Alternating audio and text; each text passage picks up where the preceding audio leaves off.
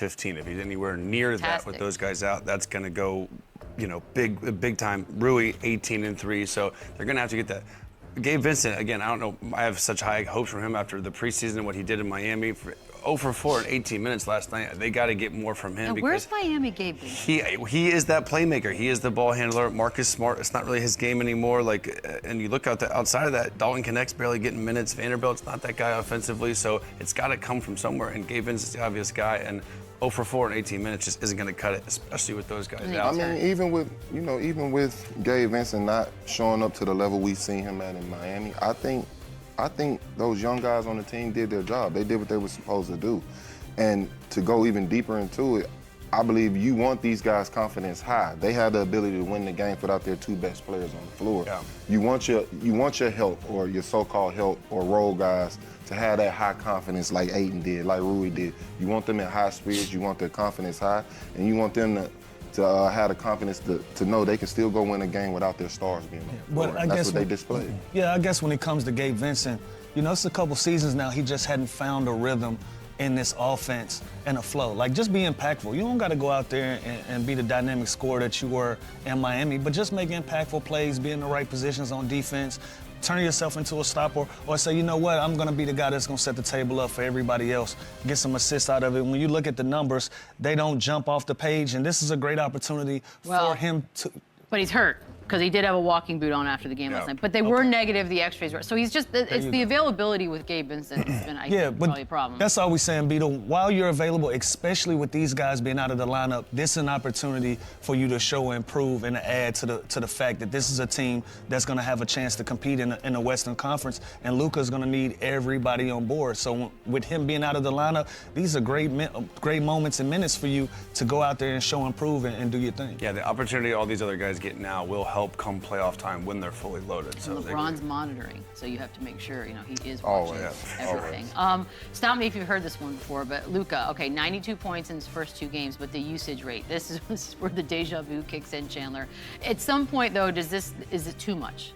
The third game of the season, no. I can't point to usage rate and him being tired. And again, when you look across the league, this happens all over the place with the Jalen Brunsons, with Luka. So again, I think there has to be a balance. There's going to be some certain rest nights. That's why the minutes that these other guys, like Gabe Vincent, get are extremely important to offload the workload that Luka has. He's always going to have the ball in his hands. He's such a ball-dominant guard. He gets everybody involved. The offense runs through him. Now they're going to do that with Austin Reaves this week, but the usage rate is high, but also he is one of the most elite playmakers in the world. It should be high. I mean, what is the usage rate though? He's playing 35 minutes a game. And it's the third game of the year. He's 2 games. He's playing 35. He's playing 35 minutes a game. That's minor injuries. That's about around the minute average that you want your superstars to play. But if he's on the floor and he's impactful, it is what it is. The numbers is 46, 11.5, 8.5. That's not a usage rate problem to me. That's Luka Doncic being Luka Doncic. The whole load management, that maybe comes into play down the season, later in the season. Right now, when I saw Robinson out for rest on opening night. We're starting it. Yeah. It's just to create, I don't know if it's the terminology or what, but the usage rate should be high. That's not that's impact to me. He's a top 3 player in the world. It's going to be high. That's impact. Again, he's playing 35. He's playing about 35 minutes a game. He's about to get a week off with the injuries that he has. But if he's going to be impactful on the floor and every time down the floor, he's making a play, whether he's scoring a basketball or facilitating for somebody else, that's not a usage rate for me. That's why you have somebody that's as spectacular as a Luka on your team to be impactful. It's just, I get it.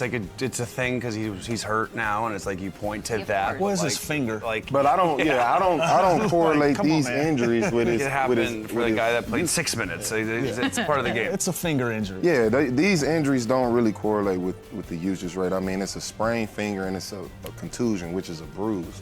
Those are more like bumps and bruises. So to try to blame it on usage 2-3 games into the season, that's a little silly. No, we'll check back in and let's talk about this game 25. Then I'd be concerned. But but as of right now, I think they're doing all the right things to make sure he's healthy moving forward. But again, usage to me and to us, I feel like are minutes. If we're looking at a guy that played 43, 44 minutes and he has a hamstring issue, we're having a different conversation. But we're talking about a guy that's playing 35 minutes a game with a finger problem. And a contusion. We ain't doing that.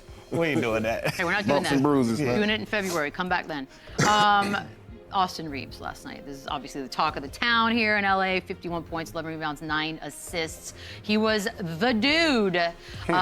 Look, he doesn't need to have 51 every night, although it would be very cool, Chandler. But what'd you make of this performance? Well, it's 3 games. It's a small sample size, but you talk about him not being a third option.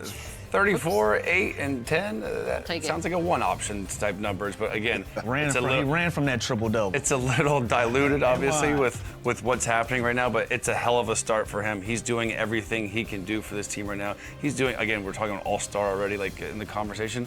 Keep putting up games like this, of course he's going to be in that conversation, but it's early. His opportunity is going to continue to grow with LeBron James out, with Luka out. But again, like we said with these other guys, even when they come back in, I want him to still play like this. I want him to still be aggressive because their team needs it. They need a more balanced attack. They're going to need Austin Reaves, this version of him, even when they're fully healthy. How realistic is it, though, you keep that? I mean, if the other guys come in, I mean, it's not the same. If we're talking about being realistic, obviously the numbers are dropped, but like he said, you still want to have the same, style of aggressiveness. You want them to approach the game the same way, and like you said, you want them to have that same confidence, no matter if it's just him on the floor or him and Luka or the three-headed monster, him, Luka, and LeBron.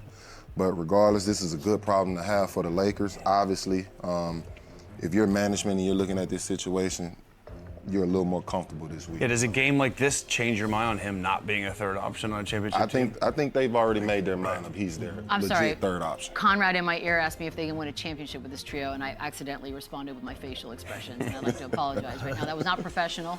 But well, we got to see more. Yeah, we got to see more. And they still have to mesh. Yeah, this is the same group that exited in the first round last year with this crew.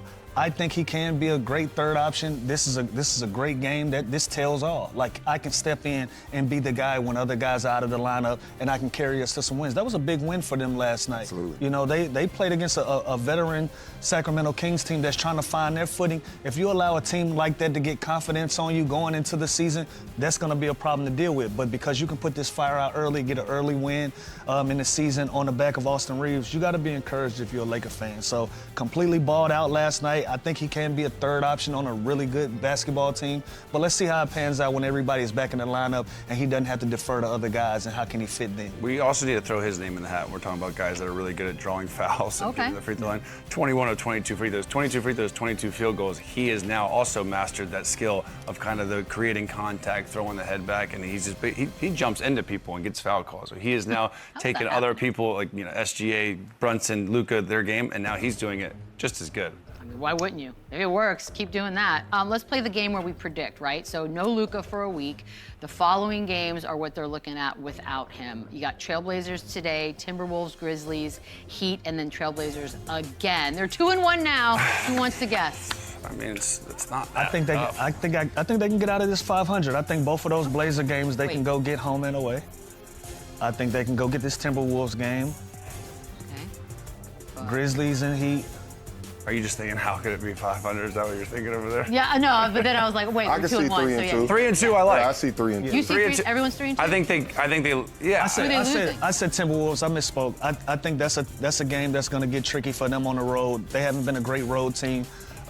History shows us that. So Trailblazer, Heat, I think they can go get those 3. Yeah. Might even go get one in Memphis as well. And by the way, they are just trying to stay afloat. Right now, how banged up they are, everything that they're going through so early in the season.